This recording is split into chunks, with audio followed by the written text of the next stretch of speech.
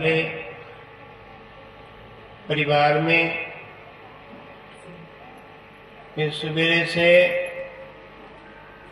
School के बच्चों ने तरह तरह से कुछ ऐसे खेलों को प्रस्तुत किया और उसी की कड़ी में ये शाम के सत्र में इस सदगुरु कबीर साहिब की पूजा आरती का विधान आप सभी लोग देख रहे हैं। तो ये बसंत पंचमी है। आज से बसंत ऋतु शुरू हो गई है। आज से बसंत ऋतु शुरू हो गई है। ऋतुओं में बसंत ऋतु न्यारी होती है। सबसे ज्यादा सुंदर ऋतु जो होती है वो बसंत ऋतु होती है। आज से जब जब दिन बढ़ेगा तब तक बहुत अच्छा मौसम लगते जाएगा। एक एक दिन बढ़ेगा तो लगेगा ठंडी नहीं रही है और अब थोड़ा सा मौसम अच्छा हो गया है। ऐसी आज से बसंत पंचमी है। तो ऋतुएं होती हैं। बसंत ऋतु होती है, ग्रीष्म ऋतु होती है, वर्षा ऋतु होती है और शरद ऋतु होती है। तो चार ऋतुओं में बसंत ऋतु न्यारी होती है। बसंत ऋतु न्यारी होती है। चार ऋतुएं मुख्य मानी गई है। कितनी? चार। और चारों में सबसे अच्छी ऋतु कौन है? बसंत ऋतु। ऐसे ही चार खानियां मानी गई हैं। अंडज खानी, अंडा देने वाली।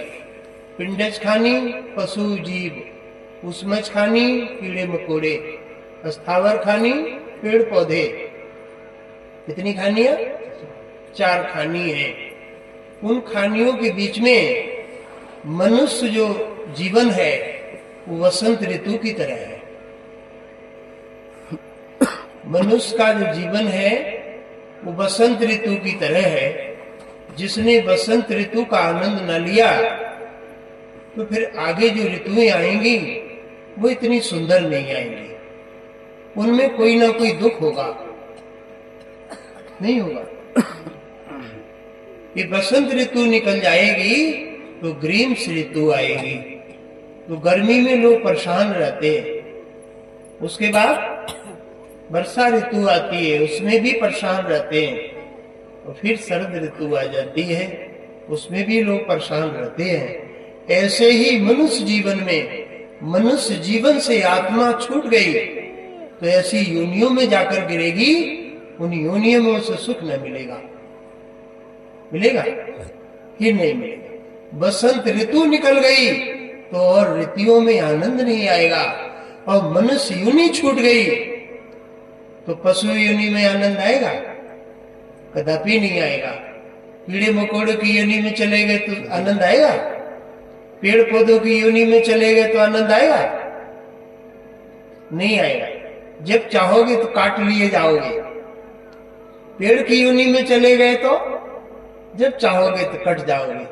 और बकरा बकरी सुअर इत्यादि की योनि में चले गए तो जब चाहोगे तो कट जाओगे, नहीं कट जाओगे। हाँ, ऐसे ही कबीर साहब कहते हैं कि लख 84 भोग कर। चौ माने चार, राशि माने विभाग। इन चार विभागों को तुम छोड़ करके ये मनुष्य योनि में आए हो।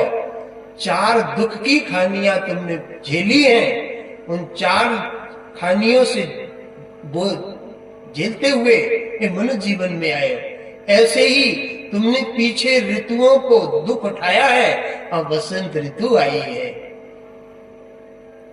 दुख उठाए ना, पीछे ठंड की परेशानी उठाई है? नहीं। उससे पीछे वर्षा ऋतु थी, उसके पीछे फिर ग्रीष्म ऋतु थी और फिर से ये बसंत ऋतु आ गई है। ऐसे ये मनुष्य जीवन है। इस मनुष्य जीवन में जिसने जो आनंद प्राप्त करना था वो आनंद प्राप्त न किया तो फिर काहे में करेगा। इसलिए कबीर साहब कहते हैं 184 भोग कर पोह पे अटकी आए। पोह माने फूल, सुंदर तन मिल गया है फूल जैसा। कैसा? फूल जैसा सुंदर तन है। ये मनुष्य जीवन 4 खानियों से न्यारा है। अंडज खानी अंडा वाली, पिंडज खानी पशु वाली, उष्मज खानी कीड़े मकोड़े, अस्थावर खानी पेड़ पौधे। 4 खानियां नरक की भोग कर ये आत्मा मनुष्य योनि में आई है।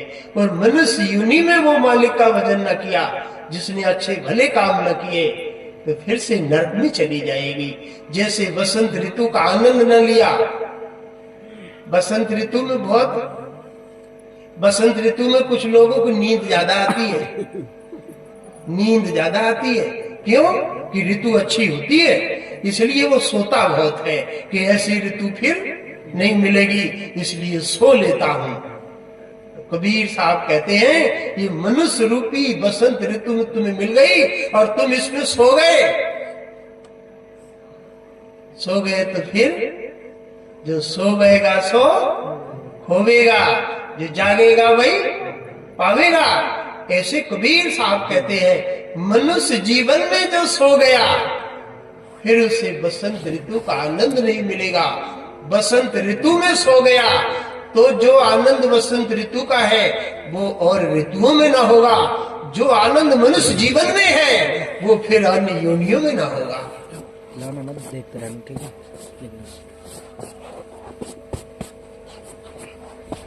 अन्य योनियों में नहीं होगा।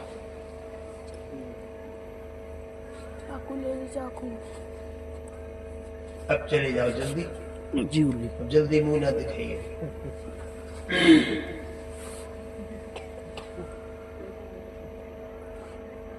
तो देखिए कबीर साहब शिक्षा देते हैं। आप पढ़े लिखे सब बच्चे हो, इसलिए ये ऐसी बात ज्ञान की आप लोगों के बीच रखी जाती है। ये गाने बजाने की बात नहीं है। कहीं तुमको शिक्षा हमने पढ़ाई बहुत बच्चों को, क्लास में टीचर पढ़ाता है, कहीं बैंड बाजी बजाता है, कहीं ढोलक बजा के सब्जेक्ट पढ़ाता है। आराम से सब स्टूडेंट पढ़ते रहते हैं और एक सब्जेक्ट के ज्ञान वर्ड को एक एक ध्यान से सुनता है। सुनते हैं ना? हाँ, ऐसे ही ये जो ज्ञान की बात है कोई कोई बड़े ध्यान से जो सुन लेता है उसका आनंद आ जाता है, उसे आनंद आ जाता है। क्यों? कि अपना जीवन वो ज्ञान में जीता है। ज्ञान में जीता है, नहीं जीता है। कोई भी मार्ग ले ले, चाहे वो डॉक्टरी का ले ले, कोई मास्टरी का ले ले, चाहे कोई इंजीनियर बन जाए, किसी विभाग में चला जाए, कब बन जाएगा? उसने खूब इस बसंत ऋतु में जगा है, इस मनुष्य योनि में जगा है। जो जगा है मनुष्य योनि में उसको आनंद आया है, और जो जग सो गया है वो नरक में चला गया है। इसलिए कबीर साहब सुंदर बात कहते हैं, मनुष्य जीवन पाए हो तो होश में रहना, ज्यादा नहीं सोना। ये कम जीवन है मनुष्य जीवन में, तो ज्यादा जीने नहीं मिलता है, थोड़े ही जीने मिलता है। 100 वर्ष जीने नहीं मिलता है। मुश्किल से 50-60 में बस ओल्ड हो गए और बाकी बाद बेड में बैठ गए, 5-6 साल बैठे रहे, बाकी बात ट्रांसफर हो गया। मुश्किल से 70-65 के बीच में आदि मनुष्य चला जा रहा है। कितने दिन जी लोगे? इसलिए कम टाइम का जीवन है और कम समय ही बसंत ऋतु है। बसंत ऋतु कम समय की है। इस कम समय की बसंत ऋतु में तुम जग जाओ। इस कम समय को मनुष्य जीवन मिला है, इसमें अच्छे भले काम कर लो, अच्छे भले काम कर लो। यदि अच्छे भले काम न किए होते तो आज ये आनंदपुर में गुरुजी बैठे होते, ये हरेंद्र सर बैठे होते। ये अच्छे भले काम करते हुए वो जीवन जीता है तो वो अपने आप में भी आनंदित रहता है और दूसरों को भी आनंद दिला देता है। जो ज्ञान में जीता है, जो खुद में प्रकाशित है, वो दूसरे को भी प्रकाशित कर देता है। जब तुम्हारे घर में एक दीपक जल रहा है तो घर में दीपक जल रहा है, उससे अन्य दीपक भी जग जाएंगे। और घर का दीपक ही बुझा हुआ है तो दूसरा जगेगा? कैसे जगाओगे? इसलिए घर में कोई एक ज्ञानी होता है, एक